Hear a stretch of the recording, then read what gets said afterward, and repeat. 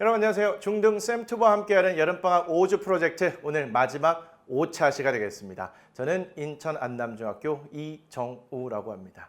우리 1, 2차 시를 통해서 수준별 어휘학습, 3차 시를 통해서 문법 학습하는 방법, 그리고 지난 4차 시에서요. 영작을 학습하는 아주 효과적인 방법을 소개시켜드렸습니다. 한번 도전해 보셨을까요? 그런 친구들 댓글란 또 적극적으로 좀 활용해 주시면 좋을 것 같습니다. 자, 오늘 마지막 시간으로 영어 공부 그까이 거 영어 공부를 하는 마음가짐 이런 얘기를 좀 해보도록 하겠습니다. 첫 번째요. 밑 빠진 독에 물을 채우는 방법 이렇게 나왔네요. 질문 드릴게요. 밑 빠진 독에 물을 채우는 방법을 혹시 아실까요? 선생님, 밑 빠진 독이 뭐예요? 이런 친구들 생각보다 많이 있을 겁니다, 지금. 밑 빠진 독은 이겁니다. 일종의 항아리인데요. 항아리의 밑부분이 이렇게 깨져 있습니다. 그래서 이걸 밑 빠진 독이라고 그래요. 이런 밑 빠진 독에다가 물을 과연 채울 수 있을까요? 물을 넣으면 이렇게 다 새나가는데? 그래서 여기에 옛날에 동화도 그런 거 있었죠. 두꺼비가 나타나가지고 여기를 자기 몸으로 이렇게 막아요. 그래서 이 물을 채우게 됐다 이런 얘기인데 이 밑 빠진 독을 여러분들의 머리 이렇게 한번 비교해 볼게요. 여기에다가 영어 단어를 이렇게 영어 문법을 이렇게 집어 넣는데 마치 밑 빠진 독처럼 그냥 다 흘러나갑니다. 한 귀로 들어오면 한 귀로 흘러나가요. 뭔가를 외웠는데 하나도 기억이 안 남아. 나 공부머리가 아닌가 봐. 나는 공부에 재능이 없어. 이런 친구들도 분명히 있을 겁니다. 저도 그랬습니다. 솔직히 말해서요. 저 고등학교 때 30개의 단어 외우잖아요. 그 다음날 10개 이하로 기억이 났습니다. 제가 이걸 말씀드린 것 같아요. 사실은 제가 이때 굉장히 좌절했는데 이게 지극히 정상입니다. 아주 정상적인 머리예요. 이 머리 가지고도 제가 지금 이러고 있는 거잖아요. 그렇죠? 혹시 30개를 외우는데 10개 이하로 기억이 난다면 그냥 저를 생각하시고 스스로를 위로하셔도 괜찮을 것 같습니다. 어쨌든 밑 빠진 독에 물을 채우는 거는 굉장히 어려운 일입니다. 여러분들의 머리가 마치 밑 빠진 독처럼 느껴져요. 그래서 물을 채우는 것이 아니라 공부를 해서 지식을 채우려고 해도 그냥 줄줄줄줄 빠져나가는 것 같습니다. 영어 단어를 아무리 넣으면 뭐합니까? 쑥 나가고 단어를 넣어도 쑥 나가고 넣어도 쑥 나가고 어떻게 해야 될까요? 이거 두꺼비 갖고 막을까요? 그러면 우리 양쪽 귀를 두꺼비 갖고 막을까요? 이렇게 할 수는 없는 거잖아요. 도대체 방법이 있긴 할까요? 있습니다. 방법은 물을 넣어서 빠져나가는 양보다 더 많은 양을 한꺼번에 넣어주면 됩니다. 다시요. 빠져나가는 양보다 집어넣는 양을 많이 하면 조금씩 쌓일 겁니다. 영어 공부도 마찬가지로요. 다른 공부도 마찬가지로요. 내가 30개를 외웠는데 10개 이하로 기억이 납니다. 그러면 20개는 빠져나가는 거죠.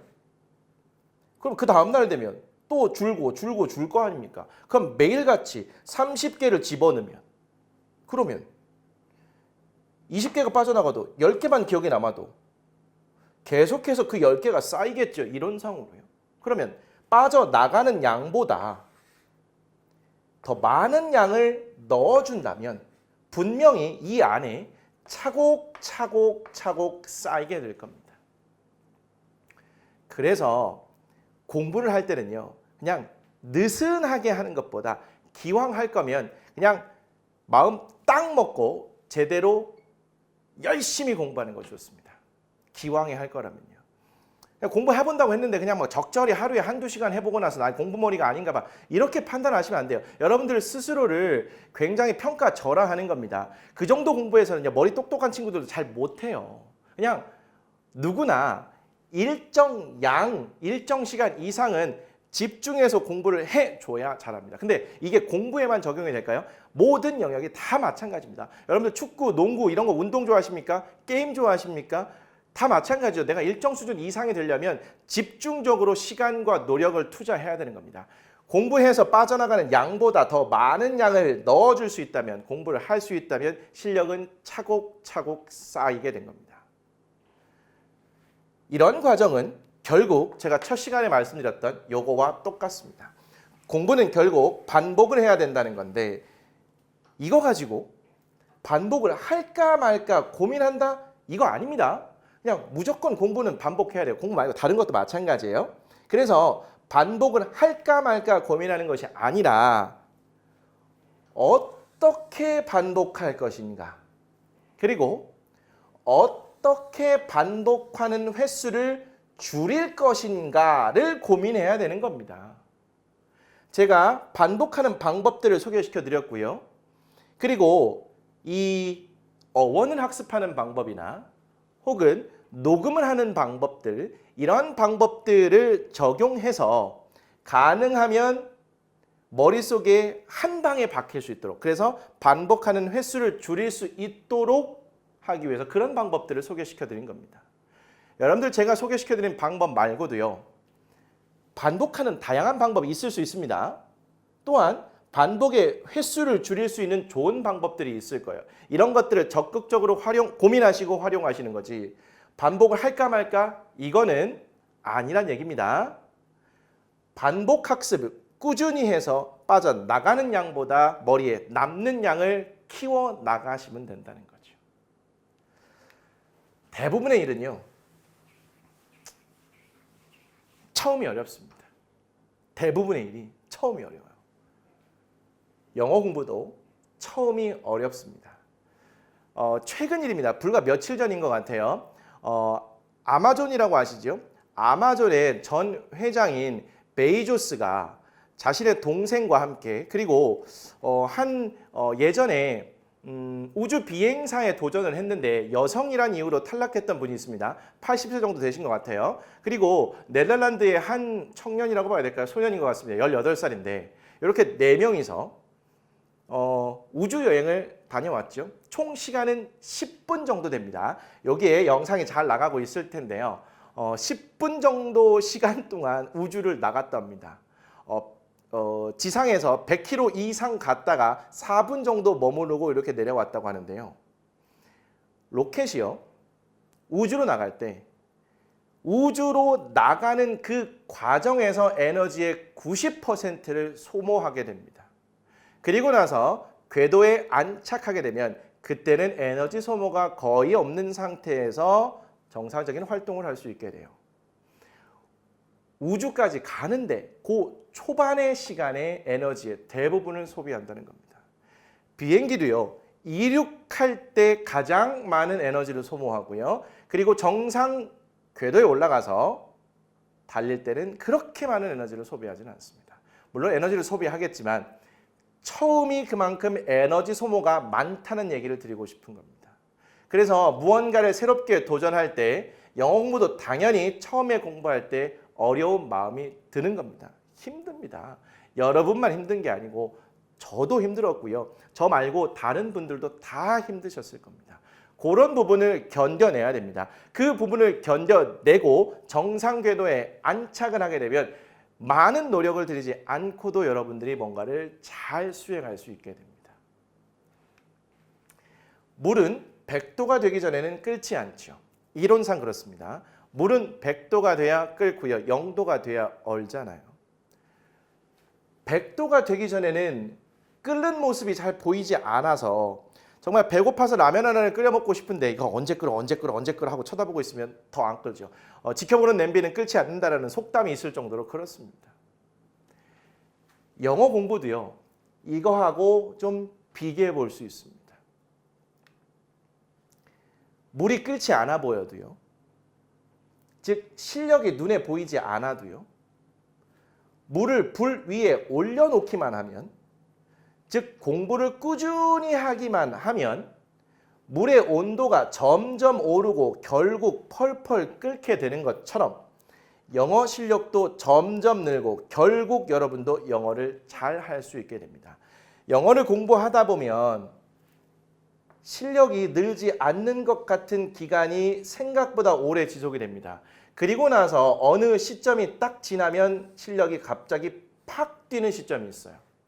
제가 초반에도 말씀드린 것 같은데 영어 문장은요, 여러 가지 단어들이 문법적으로, 유기적으로 연결이 되어 있습니다. 따라서 단어도 좀 공부해야 되고요. 이 단어들이 어떻게 배열되는지 문법도 좀 공부를 해야 되는 거죠. 내가 이 단어를 공부했고 이 문법을 공부했다고 해서 이 문장이 이해가 되지 않죠. 일정 수준의 단어와 기초 수준의 문법이 되면 이 문장들이 이해가 되기 시작합니다. 따라서 기초 수준의 단어와 기초 문법이 될 때까지 요거를 참고 견디셔야 돼요. 물이 팔팔 끓어서 빨리 라면 끓여 먹고 싶은데 100도가 되기 전까지는 물이 끓지 않는 것 같은 지루한 시간이 있습니다. 이 바로 지루한 시간이 기초 단어와 기초 문법을 여러분들이 학습하는 과정이 될 텐데요. 물이 끓지 않는 것 같이 보여도 단어나 문법을 공부하고 있는데 내가 영어 실력이 늘지 않는 것 같아 보여도요. 물을 불 위에 올려놓기만 하면 물의 온도가 결국 오르고 시간이 지나면 어떤 임계점에 도달해서 물이 팔팔 끓는 것처럼 여러분들도 실력이 눈에 보이지 않아도 공부를 꾸준히 하기만 하면 영어 실력은 점점 오르고 있는 상태입니다. 그러니까 결코 좌절하지 마시고 요 힘든 구간, 요거를 조금 견뎌주시기를 제가 진심으로 조언해드리고 싶습니다. 그래서 영어를 결국 잘하게 되는 그 날까지 이렇게 해서요.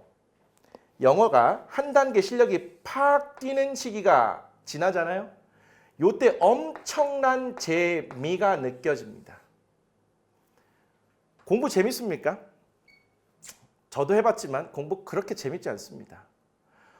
공부는 재밌어야 하는 거잖아요, 사실. 여러분들 게임 왜 하나요? 물어보면 재밌으니까요. 근데 공부는 왜 안 하죠? 재미없으니까요. 이거 너무나 당연한 논리인데 공부도 재미있을 수 있습니다. 어떻게 해요? 선생님이 웃겨서요? 아, 이게 천만의 말씀입니다. 선생님이 웃긴 선생님, 물론 공부를 하는 데 있어서 동기부여되고 도움이 될 수는 있습니다. 근데 여러분들이 만나는 모든 선생님이 다 웃기신가요? 아닙니다. 만나는 선생님 중에서 10% 정도는 웃길 수 있는데 나머지는 대부분 다 안 웃길 거예요. 근데 안 웃긴 상황에서 내가 공부의 재미를 찾아서 공부를 해야 되잖아요. 그럼 공부의 재미는 결국 웃긴 선생님이나 웃긴 얘기나 뭐 이런 기타 등등이 아니고요. 결국은 내가 실력이 늘어가면서 느끼는 그런 성취감, 이런 재미, 이게 공부의 진짜 재미입니다. 이런 재미를 느낀 친구들은요, 공부를 절대 포기하지 않아요. 근데 이런 재미를 느끼기 위해서는 초반에 이 지루하고 힘든 시간을 견뎌내야 됩니다. 제가 조금 전에 그랬죠. 모든 일이 그렇듯 영어 공부도 초반 이 과정이 힘들다고요. 로켓이 우주로 나갈 때 우주로 나가기까지의 에너지 90%를 소모하고요. 비행기가 이륙할 때도 이륙하는 과정에서 에너지의 상당 부분을 소모한다고 그랬습니다. 다 그렇다고요. 처음에 힘든 건 어쩔 수 없다고요. 이걸 견뎌내야만 내가 무언가 원하는 걸 얻을 수 있고요. 그 과정에서 재미가 생기고 이 재미를 느껴본 친구들은 절대로 포기하지 않는다.